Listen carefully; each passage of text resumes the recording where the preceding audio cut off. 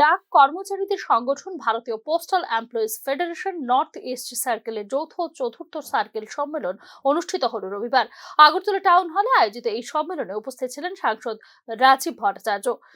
সম্মেলনে বক্তব্য রাখতে গিয়ে পোস্ট অফিস সংস্কৃতি রক্ষায় পোস্টাল মডার্নাইজেশন বিল লোকসভায় পেশ করা হয়েছে বলে এদিন জানিয়েছেন সাংসদ রাজীব ভট্টাচার্য।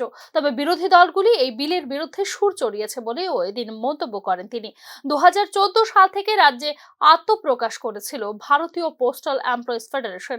তার পর থেকেই রাষ্ট্রহিতের পাশাপাশি বিভিন্ন সামাজিক কাজকর্মে সক্রিয় রয়েছে এই সংগঠন বলেও এদিন জানিয়েছেন রাজ্যসভায় ত্রিপুরা সাংসদ রাজীব ভট্টাচার্য। পার্লামেন্টে মডার্নাইজেশন অফ এই পোস্টাল তার জন্য একটা বিল সেখানে প্রস্তুত করা হয়েছে।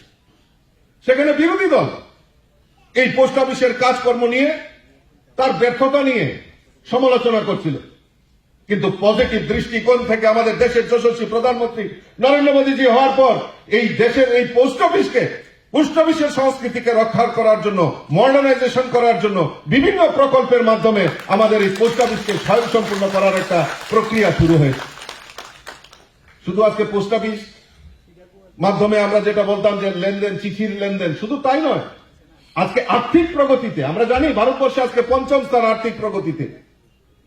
আর এই আর্থিক প্রগতির জন্য এই পোস্ট অফিসের একটা বড় ভূমিকা রয়েছে বলে আমি বিশ্বাস করি। কারণ আইএফএসসি কোড থেকে শুরু করে অনলাইন পেমেন্ট থেকে শুরু করে সমস্ত কিছু অত্যাধুনিক করার যদি প্রয়াস করে থাকে আমাদের যশস্বী প্রধানমন্ত্রী নরেন্দ্র মোদীজি সরকার সেই কাজগুলি করেছে।